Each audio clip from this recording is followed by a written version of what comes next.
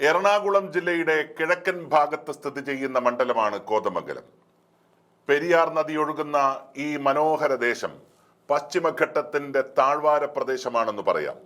സുഗന്ധദ്രവ്യങ്ങളും കാനന വിഭവങ്ങളും കച്ചവടം ചെയ്യുന്ന കർഷകരുടെ വിയർപ്പിന്റെ ഗന്ധമുണ്ട് ഈ മണ്ഡലത്തിന്.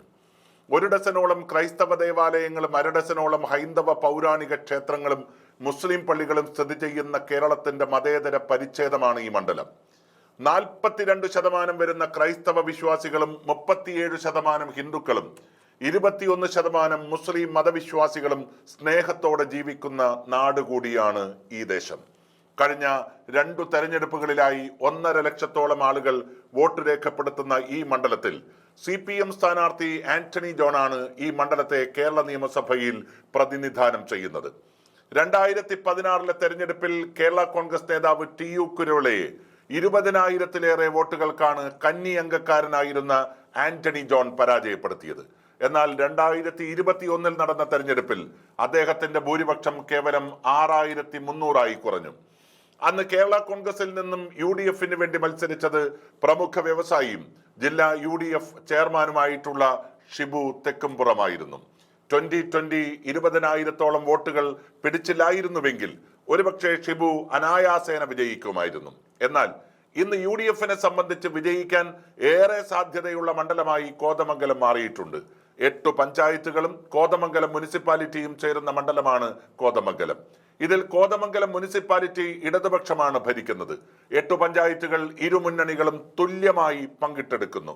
കോട്ടപ്പടി, കവളങ്ങാട്, പല്ലാരിമംഗലം, നെല്ലിക്കുഴി എന്നീ പഞ്ചായത്തുകൾ ഇടതുപക്ഷം ഭരിക്കുമ്പോൾ പിണ്ടിമന, കീരംപാറ, കുട്ടമ്പുഴ, വാരപ്പെട്ടി എന്നീ പഞ്ചായത്തുകൾ ഐക്യജനാധിപത്യ മുന്നണിയുടെ കൈകളിലാണ്.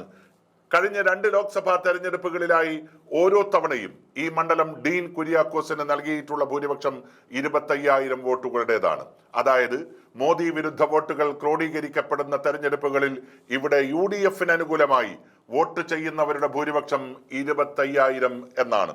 ഈ വോട്ടുകൾ തന്നെ 2026 തെരഞ്ഞെടുപ്പിൽ UDF-ന് ക്രോഡീകരിച്ച് കിട്ടാൻ കഴിയുമോ എന്നുള്ളതാണ് പ്രധാനപ്പെട്ട ചോദ്യം. UDF മത്സരിപ്പിക്കാൻ ആഗ്രഹിക്കുന്നത് സ്വാഭാവികമായും ഷിബു തെക്കിൻപുറത്തിന് തന്നെയായിരിക്കും. കാരണം കഴിഞ്ഞ തെരഞ്ഞെടുപ്പിൽ അദ്ദേഹം ഉണ്ടാക്കിയ രാഷ്ട്രീയ നേട്ടം കൂടാതെ കഴിഞ്ഞ 4 വർഷക്കാലമായി മുൻപേ പ്രഖ്യാപിക്കപ്പെട്ട സ്ഥാനാർത്ഥി എന്ന നിലയിൽ അദ്ദേഹം മണ്ഡലത്തിൽ ഉടനീളം നടത്തിക്കൊണ്ടിരിക്കുന്ന പ്രവർത്തനം എന്റെ നാട് എന്ന ചാരിറ്റബിൾ സംഘടനയിലൂടെ നിരവധി മാനുഷിക ജീവകാരുണ്യ പ്രവർത്തനങ്ങൾക്കാണ് ഷിബു നേതൃത്വം നൽകിക്കൊണ്ടിരിക്കുന്നത്. അതുകൊണ്ട് തന്നെ ഒരു സ്ഥാനാർത്ഥി എന്ന നിലയിൽ ഈ മണ്ഡലത്തിൽ ഒരു മേൽക്കൈ അദ്ദേഹത്തിന് അവകാശപ്പെടാൻ സാധിക്കും. കേരള കോൺഗ്രസിനോടൊപ്പം പ്രവർത്തിക്കാൻ വളരെ ശക്തമായി തന്നെ കോൺഗ്രസ് പ്രവർത്തകരുമുണ്ട് എന്നുള്ളത് എടുത്തു പറയേണ്ട കാര്യമാണ്. എറണാകുളം ജില്ലയിൽ നടക്കുന്ന ഒട്ടുമിക്ക ഐക്യ ജനാധിപത്യ മുന്നണിയുടെ പ്രവർത്തനങ്ങളിലും ഒരു കോൺഗ്രസുകാരനെ പോലെ തന്നെയാണ് അദ്ദേഹം പ്രവർത്തിച്ചു വരുന്നത്. കോൺഗ്രസ് അദ്ദേഹത്തിന്റെ കാര്യത്തിൽ വളരെ സന്തോഷവാന്മാരുമാണ്. എന്നാൽ CPM-ന്റെ സ്ഥിതി തികച്ചും വ്യത്യസ്തമാണ്. 2 തവണ മത്സരിച്ച സ്ഥാനാർത്ഥികളെ അടുത്ത തെരഞ്ഞെടുപ്പിൽ മത്സരിപ്പിക്കേണ്ടെന്ന CPM സംസ്ഥാന സമ്മേളനം ഇതിനകം തന്നെ തീരുമാനമെടുത്തിട്ടുണ്ട്. അങ്ങനെ വന്നാൽ ആന്റണി ജോൺ സ്ഥാനാർത്ഥിയാകില്ലെന്ന് ഉറപ്പാണ്. ക്രൈസ്തവ സ്ഥാനാർത്ഥികളെ മത്സരിപ്പിക്കുന്ന ഒരു ശീലം ഈ മണ്ഡലത്തിൽ ഇരുമുന്നണികളും വെച്ചു പുലർത്തുന്നുണ്ട്.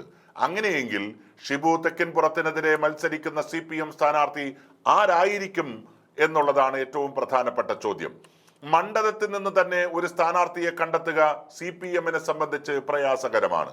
അങ്ങനെ ഒരു സ്ഥാനാർത്ഥിയെ വളർത്തിക്കൊണ്ടുവരാൻ ഈ മണ്ഡലത്തിൽ CPM-ന് സാധിച്ചിട്ടില്ല. അങ്ങനെയെങ്കിൽ മണ്ഡലത്തിലേക്ക് ഒരു ഇറക്കുമതി സ്ഥാനാർത്ഥി CPM-ന്റെ ഭാഗത്ത് നിന്ന് ഉണ്ടാകും. പ്രബല സമുദായത്തെ പ്രതിനിധാനം ചെയ്യാൻ കഴിയുന്ന തൊട്ടടുത്ത ജില്ലയായ കോട്ടയത്ത് നിന്നാണ് ഒരു സ്ഥാനാർത്ഥിയെ കണ്ടെത്താൻ CPM ഇപ്പോൾ ശ്രമിക്കുന്നത്. അതായത് കോട്ടയം ജില്ലയിൽ നിന്നുള്ള CPM-ന്റെ സംസ്ഥാന കമ്മിറ്റി അംഗം ജെയ്ക്സ് ടി തോമസിനെ മത്സരിപ്പിക്കാനാണ് നീക്കം.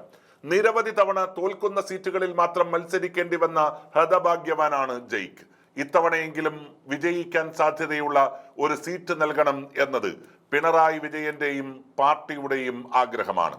മാധ്യമരംഗത്തെ ചർച്ചകളിലൂടെ CPM-നെ പ്രതിരോധിക്കാൻ എന്നും ജെയ്ക്ക് മുൻപന്തിയിൽ നിന്നിട്ടുണ്ട്. ഏറ്റവും കൂടുതൽ ട്രോളുകൾക്ക് വിധേയനാകപ്പെട്ട ഒരു വ്യക്തി എന്ന നിലയിൽ ജയിക്കിന് വേണ്ടി കോതമംഗലത്ത് ഇടതുപക്ഷം അഭിമാന പോരാട്ടം നടത്തും. അതല്ലെങ്കിൽ എറണാകുളത്ത് നിന്നുള്ള അരുൺകുമാറിനെ സ്ഥാനാർത്ഥിയാക്കുന്നതിനെ കുറിച്ചും CPM ചിന്തിക്കുന്നു. ജയിക്കിനെ പോലെ തന്നെ അരുൺകുമാറും ഇപ്പോൾ സജീവമായി മാധ്യമങ്ങളിൽ ഇടപെടുകയാണ്. സൗമ്യനായ വ്യക്തിത്വത്തിന് ഉടമയായിട്ടുള്ള അരുൺകുമാറിനെ ഈ മണ്ഡലത്തിൽ മത്സരിപ്പിക്കുന്നത് എന്തുകൊണ്ടും ഉചിതമായിരിക്കും. ജില്ലയിലെ മറ്റേതെങ്കിലും ഒരു പ്രധാനപ്പെട്ട മണ്ഡലത്തിൽ അരുൺകുമാറിനെ മത്സരിപ്പിക്കുന്നതും ഇപ്പോൾ സജീവ ചർച്ചയാണെങ്കിലും വളരെ വേഗത്തിൽ തീരുമാനമെടുക്കാനും അതിവേഗം പ്രവർത്തന മണ്ഡലത്തിൽ അദ്ദേഹത്തെ സജീവമാക്കി നിർത്താനും കഴിയുന്ന മണ്ഡലങ്ങളിൽ ഒന്ന് തന്നെയാണ് കോതമംഗലം.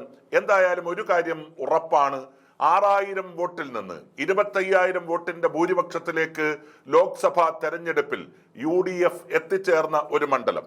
ആ മണ്ഡലത്തെ തീർച്ചയായിട്ടും തിരിച്ചുപിടിക്കാൻ ഷിബുവിന് സാധിക്കും എന്ന ചിത്രം ഒരു ഭാഗത്ത് നിൽക്കുമ്പോൾ, മത്സരം കടുപ്പിക്കാൻ CPM രംഗത്തേക്ക് കൊണ്ടുവരുന്നത് അതിശക്തരായിട്ടുള്ള യുവജന നേതാക്കന്മാരെ തന്നെയായിരിക്കും.